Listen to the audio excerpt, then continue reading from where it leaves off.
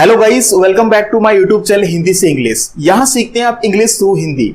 आज के इस खास वीडियो लेक्चर में स्टूडेंट्स आप सीखेंगे बहुत सारे ऐसे एक्शन होते हैं जिन्हें करने की आपकी इच्छा होती है, लेकिन हर एक इंसान की लाइफ में बहुत सारे कुछ ऐसे एक्शन भी होते हैं जिन्हें करना मजबूरी होती है।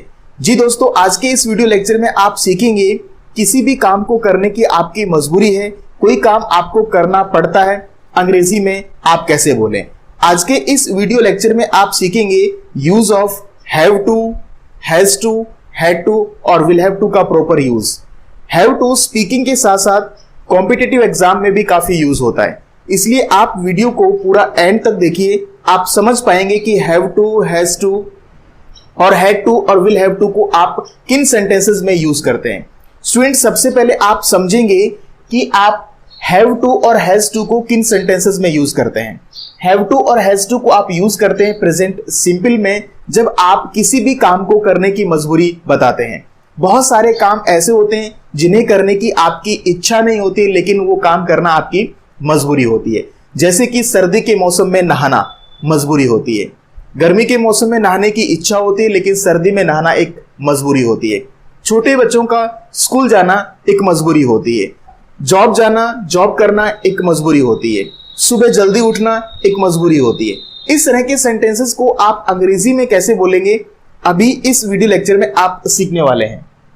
अगर आप बात करते हैं किसी की मजबूरी, आई, यू, वी, दे, इनकी कोई काम करने की मजबूरी है। आई मीन्स मैं, मुझे कोई काम करना पड़ता है।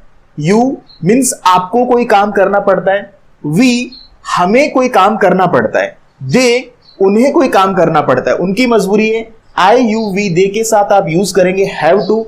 हैव टू के बाद आपको यूज करना है फर्स्ट फॉर्म, देन आपको ऑब्जेक्ट या फिर कोई अदर वर्ड है तो आप यूज करेंगे। जैसे कि आप सेंटेंसेस बनाते हैं, मुझे इंग्लिश बोलनी पड़ती है, मुझे मतलब आई, मजबूरी बताने के लिए आप यूज करेंगे have to. I have to बोलना, speak English, I have to speak English. मुझे पढ़ाना पड़ता है, आई हैव टू टीच। मुझे स्टडी करनी पड़ती है, आई हैव टू स्टडी। मुझे खाना बनाना पड़ता है, I have to make food. मुझे कपड़े धोने पड़ते हैं, I have to wash cloth. मुझे सुबह जल्दी उठना पड़ता है, I have to get up early. इस तरह के सेंटेंसेस आप रूटीन कन्वर्सेशन में बोलते हैं, जिसे आप किसी भी काम को करने की मजबूरी बताते हैं। और वैसे भी आप जानते हैं कि मजबूरी का नाम तो महात्मा गांधी होता है। चलिए हम बात करते हैं यू। सेकंड पर्सन की मजबूरी है कि आपको कोई काम करना पड़ता है, आपको पढ़ना पड़ता है। हम बोलेंगे यू हैव टू स्टडी। आपको इंग्लिश सीखनी पड़ती है, you have to learn English, मतलब कि आपकी इंग्लिश सीखना एक मजबूरी है। इसी तरह से वी, हमें कोई काम करना पड़ता है, हमें ऑफिस जाना पड़ता है, we have to go office. हमें सुबह जल्दी उठना पड़ता है, we have to get up early. हमें एक्सरसाइज करनी पड़ती है, we have to take exercise. हमें एग्जाम देना पड़ता है, we have to face exam. हमें एग्जाम पास करना पड़ता है, we have to pass exam. इसी तरह से आप बात करते हैं दे, उन्हें कोई काम करना पड़ता है, उन्हें जाना पड़ता है, दे हैव टू गो। उन्हें एग्जाम देना पड़ता है, they have to face exam. इस तरह से आप पॉजिटिव सेंटेंसेस बनाते हैं जब आप आई, यू, वी, दे के बारे में उनकी मजबूरी किसी व्यक्ति को आप बताते हैं। अब हम बात करते हैं कुछ इंटेरोगेटिव सेंटेंसेस कि जब आप किसी भी व्यक्ति से उसकी मजबूरी जानना चाहते हैं कि आपकी कोई काम करने की मजबूरी है।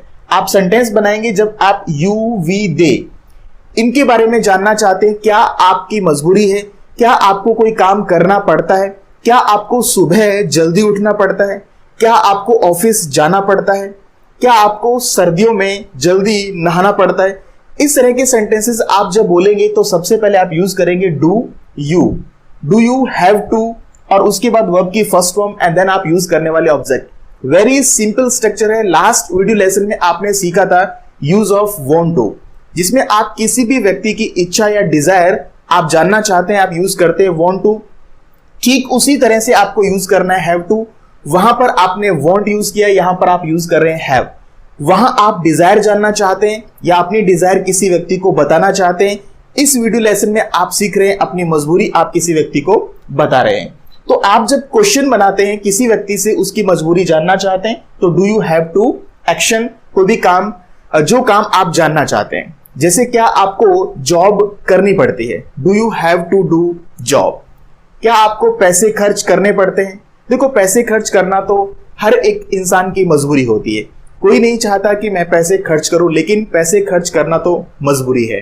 तो आप बोलेंगे I have to spend money. लेकिन हमें पूछना है, जानना है क्या आपको पैसे खर्च करने पड़ते हैं।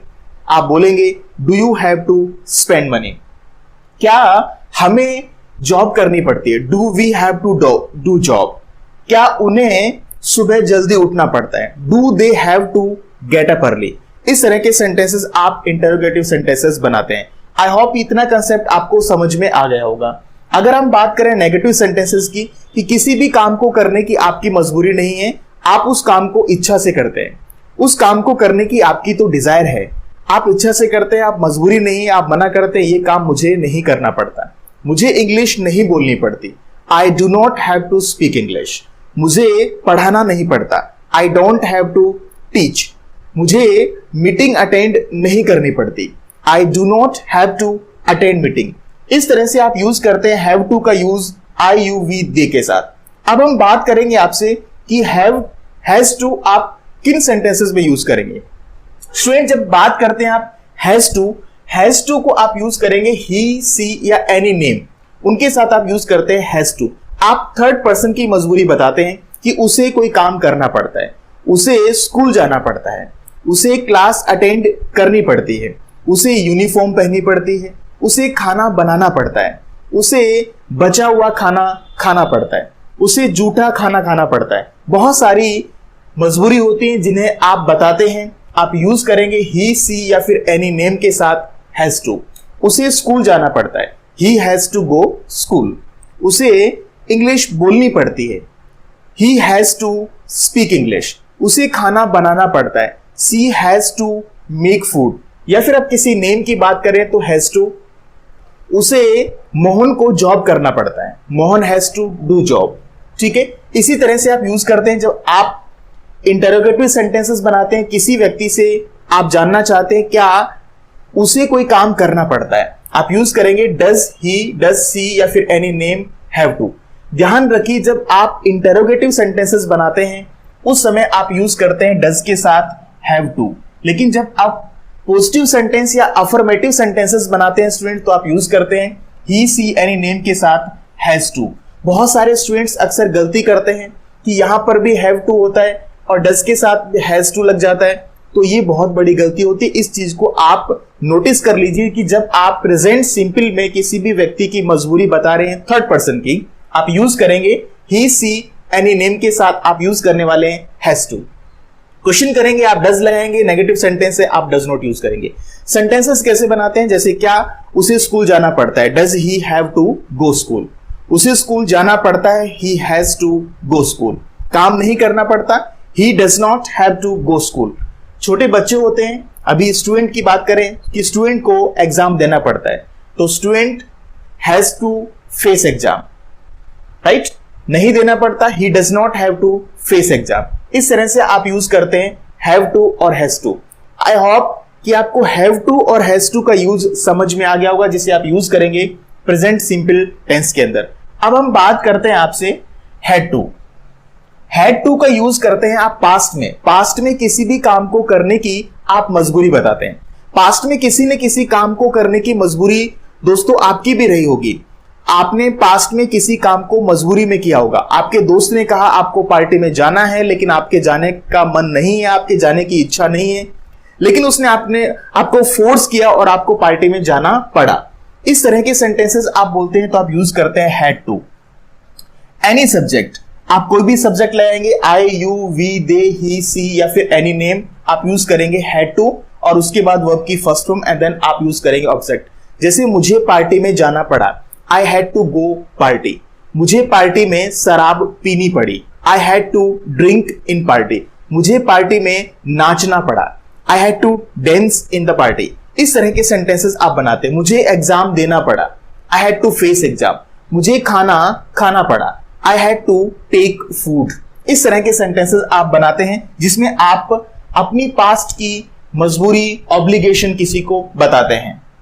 इसी तरह से आप अगर पास्ट में किसी व्यक्ति की मजबूरी जानना चाहते हैं, क्या आपको कोई काम करना पड़ा, क्या आपको कल पार्टी में जाना पड़ा, आप डिड यूज करेंगे एनी सब्जेक्ट, डिड के साथ आप यूज करेंगे हैव टू, क्योंकि हैव टू की सेकेंड फॉर्म होती है हैड टू, तो डिड के साथ आपको फर्स्ट फॉर्म यूज करनी होती है, इसलिए आप यहां पर ध्यान रखें, कीप इन माइंड कि आप डिड के साथ हैव टू यूज करें। हैव टू के बाद आपको वर्ब की फर्स्ट फॉर्म, अदर वर्ड या फिर कोई ऑब्जेक्ट है तो उसे भी आप यूज करें सेंटेंस में। Did you have to go party, क्या आपको पार्टी में जाना पड़ा, क्या आपको क्लास अटेंड करनी पड़ी, did you have to attend class, क्या आपको पार्टी देनी पड़ी, did you have to throw party. बहुत सारी सिचुएशंस होती है कि आपका दोस्त आपको बार बार फोर्स करे कि आप पार्टी दो, और मजबूरी में फिर आपको पार्टी देनी होती है। आपकी पार्टी देने की इच्छा नहीं होती, लेकिन क्या करें, अब दोस्त ने फोर्स किया है तो पार्टी तो देनी पड़ेगी। तो वहां पर आपसे पूछा जाता है कि क्या आपको पार्टी देनी पड़ी, did you have to throw party, क्या आपको फाइन देना पड़ा, did you have to pay fine. अगर आपको फाइन देना पड़ा, आप पॉजिटिव सेंटेंस बोलेंगे तो आप बोलेंगे आई हैड टू पे फाइन, मुझे फाइन देना पड़ा। अगर आप नेगेटिव सेंटेंसेस बनाते हैं, डिड नॉट है, डिड नॉट के साथ भी आपको हैव टू यूज करना है, मुझे ये काम नहीं करना पड़ा, मुझे एग्जाम नहीं देना पड़ा, I did not have to face exam, मुझे खाना नहीं बनाना पड़ा, I did not have to make food, क्योंकि दोस्त ने मुझे पार्टी दी तो मुझे खाना नहीं बनाना पड़ा, I did not have to make food. यहां पर आपने सीखा पास्ट में आप हैड टू को कैसे यूज करेंगे, तो अब तक आपने सीखा हैव टू, हैज टू और हैड टू को आप किस तरह से सेंटेंसेस में स्टूडेंट्स यूज करेंगे। अब हम बात करते हैं कि विल हैव टू और वर्ब की फर्स्ट फॉर्म आप कहां यूज करेंगे। सिंपल है, आप फ्यूचर में यूज करेंगे। फ्यूचर में आप किसी भी काम को करने की मजबूरी बता रहे हैं कि ये काम तो मुझे करना पड़ेगा, आप यूज करेंगे any subject, will have to verb की फर्स्ट फॉर्म लगाएंगे और ऑब्जेक्ट लगाने वाले हैं। इसे आप पॉजिटिव सेंटेंसेस बनाएंगे जिसमें आप बता रहे हैं कि ये काम तो करना पड़ेगा, मुझे जाना पड़ेगा, I will have to go, मुझे एग्जाम देना पड़ेगा, I will have to face exam, मुझे उससे बात करनी पड़ेगी, I will have to talk to him, मुझे बिल भरना पड़ेगा, I will have to pay bill, आपको फाइन भरना पड़ेगा, you will have to pay fine, आपको स्टडी करनी पड़ेगी, you will have to study, आपको फी डिपॉजिट करनी पड़ेगी, you will have to deposit फी। इस तरह के सेंटेंसेस आप विल हैव टू के साथ बनाते हैं। अगर आप फ्यूचर में किसी की ऑब्लिगेशन या फिर मजबूरी जानना चाहते हैं, क्या आपको ये काम करना पड़ेगा, will you have to, any subject, will you have to, will he have to, will she have to, will we have to, will they have to, any subject आप यूज कर सकते हैं और सेंटेंसेस को have to verb first form and then आप object use करके sentences को बना सकते हैं।